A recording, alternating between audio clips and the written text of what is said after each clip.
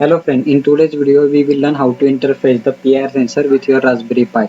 So in this session we will learn how to interface this PIR sensor with L293D driver and DC motor, also LED with your Raspberry Pi.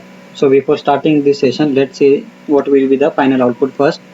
So you can see right now there is zero input given to PIR sensor, so that gate will be closed and light will be turned off. And once I give one input to PIR sensor, the gate will start opening and light will turn on. So again, once you give zero input to PIR sensor, the gate stop closing and light will turn off. So in this way we will simulate this DC motor, also LED and PIR sensor with your Raspberry Pi. So in this session we will see source code also, so that you can understand each and every line from this code. Also we will see how to create this type of schematic. So I request you, please watch this complete video so that you can get understand idea about hardware connection, also Python program. So before starting the actual simulation of PIR sensor, you have to first download the PIR sensor library in your Proteus software. So to download that PIR sensor library, you require this zip file, PIR sensor Proteus library. I will place this zip file on Google Drive. Please download this zip file. So once you download this zip file, right click on this zip file, go to the save and zip and click on extract here. So once you click on extract here, you can find this folder, PIR sensor library for Proteus. Once you go into this folder, you can see three files are present. You have to copy all this file, copy this file and go to the C drive, then your program files, then labs and electronics, then Proteus 8, then data, then library, and paste that file here.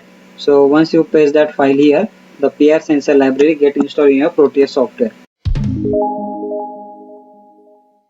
Go to your Proteus 8 professional software, right click on this software and click on run as administrator. Please select run as administrator only. So once you select run as administrator, click on yes button, then you can see Proteus 8.9 software will open.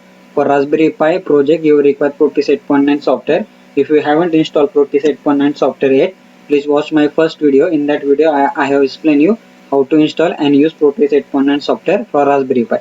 So once you download this software, click on new project, then give here project name. Let's say we are give PIR sensor. Then after that, click on next button, then select create schematic from the selected template, then click on next button, select do not create PCB layout, click on next button, then select the second option, create firmware project, and in family select Raspberry Pi and click on next button and click on finish. So once you click on the finish button, you can see there are two files open, schematic capture and source code. In source code we will write our complete code. In schematic capture we will design our schematic for our project. So first we will implement the LED. So go to the component mode, then click on P and select here red LED. Then click on this red LED, click OK and place that LED here. So once you place that LED here, you have to connect negative terminal of this LED to the ground. Go to the terminal and click on ground and place that ground here and connect that ground here. Now you have to connect this LED with your Raspberry Pi. So LED should be connected with Raspberry Pi GPIO 4 number. So connect this another terminal of LED with GPIO 4. So that go to terminal, take default and place that default here. Then click on this pin, click on rotate clockwise and connect that pin to this point. After you connect, double click on this pin and give here name GPIO 4. Click on OK and let's say we will move this LED to here. So you can see we have connected GPIO 4 to GPIO 4 pin. This number should be identical or name should be identical with GPIO 4. Now next part is we have to select L293D motor driver, so that your motor can rotate clockwise and anti-clockwise. Go to component mode, then P, then type here L293D and click select this motor driver, place that motor driver here. So once you place that motor driver, first connect VSS pin to power supply. So take power supply from here, generated mode, then DC, and place that DC here. Now connect that DC to this mode, 8 pin to again this mode. Double click on this pin and give here 5 volt.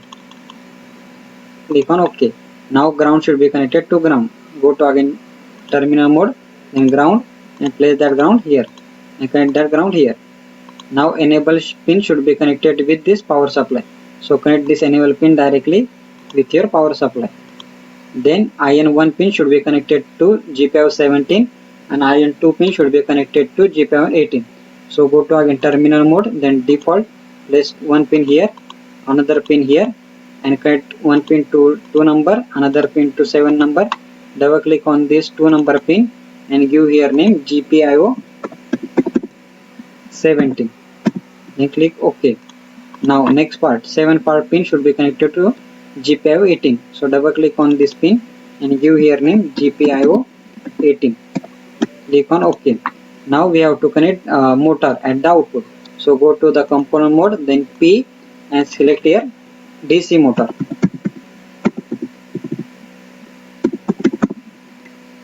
And select this simple DC motor. Click on OK and place that motor here. Now one terminal of motor should be connected to here and another terminal of motor should be connected to here.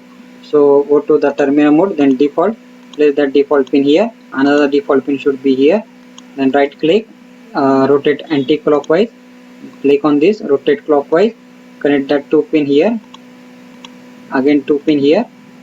Now again take the terminal mode, then default, place one pin here, another pin here, rotate this pin to 180 degree. This pin should be rotated to 180 degree. Now connect this pin to here, connect this pin to here. After that, give one name here, DC1, and another name to this pin to DC2. Same name should be given here, DC1, and give here name DC2. So in this way we have connected this pin to motor driver IC also. Now next part we have to import PIR sensor. So go to the component mode, then P mode, type here PIR. So once you type, you can select PIR sensor, then click on OK, place that PIR sensor to here. Now connect via ground pin of this PIR sensor to ground. Go to the terminal mode, then select ground and place that ground here. Now connect this ground pin to ground. Now out pin should be connected to GPIO 27. So go to terminal mode, then default, place this pin here. Right click on this pin, click on anti-clockwise. Click on 180 degree this and place in front of. So place this pin in front of out pin. Now connect this out pin to here and double click on this pin. Give here name GPIO 27. Click OK. So once you click OK, this GPIO pin connected with Raspberry Pi. Now next part is VCC should be connected to power supply. So go to generator mode, then DC, and place that power supply here. Connect that power supply to this pin, and now double click on this power supply. Give here voltage 5. Click on OK. So before starting the next part, I request you please subscribe my channel.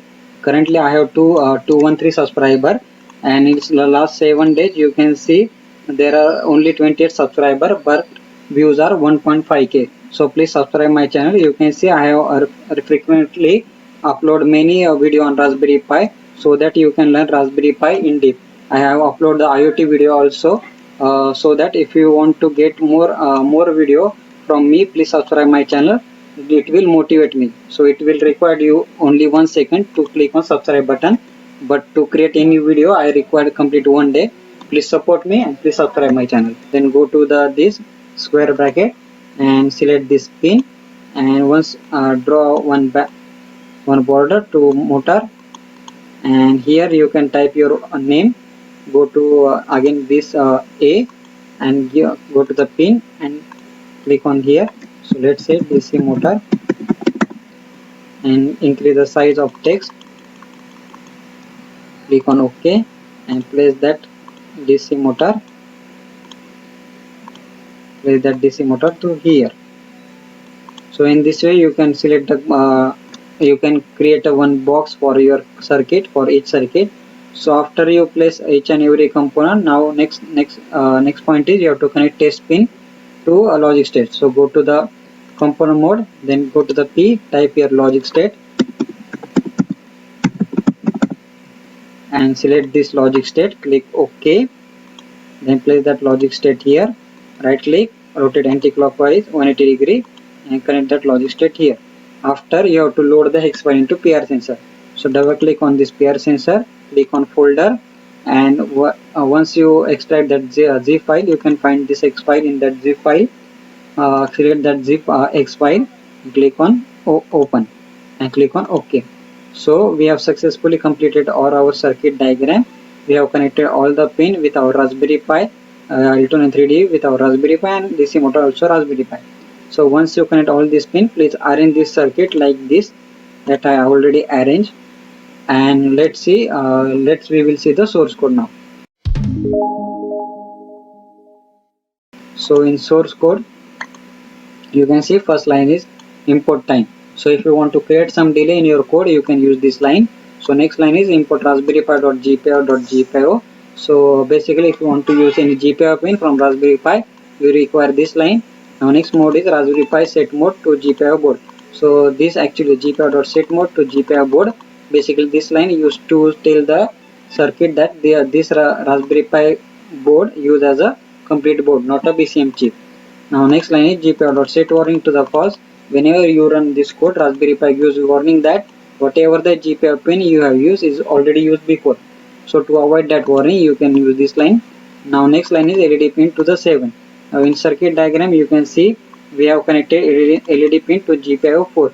And if in this you can see GPIO 4 is connected to 7 number. So that we have declared here LED pin to 7. Likewise, same logic, we have motor 11, motor 1 to 11, motor 2 to 12. So you can see in circuit diagram, motor 1 pin is connected to GPIO 17 and second pin is connected to GPIO 18. So you can see here GPIO 17, 18 is 11 and 12 number. So that we have declared here 11, 12 number. Now next line is PR sensor to 13. So in schematic you can see PR sensor is connected to GPIO 27.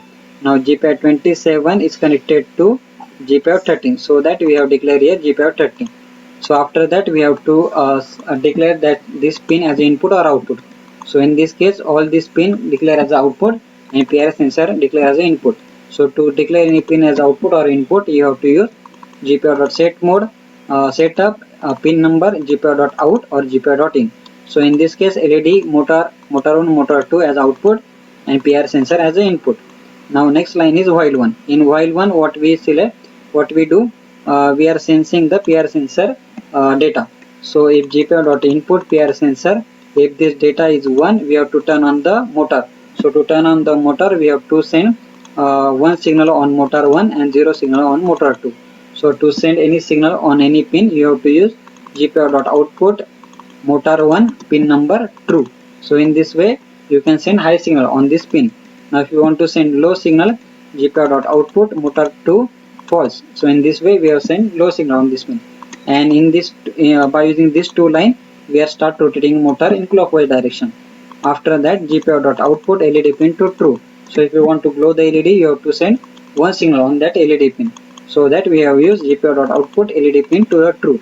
So let's say if GPIO PR sensor send the 0 signal, if this function send the 0 signal, then it's execute the else loop. In else loop, we have to send false signal on all our pin. So that we have declared we have used this pin. So in this way we have completed our circuit also, we have completed our source code also. So if you want to run this code, go to here, this line, this symbol, and click on this symbol. So if you want to see the actual hardware or actual implementation of this project on actual Raspberry Pi with relay, you can refer my this video how to use the PR sensor with Raspberry Pi. The video link given in the description. Please watch that video so that you can get idea about actual hardware connection also in real time.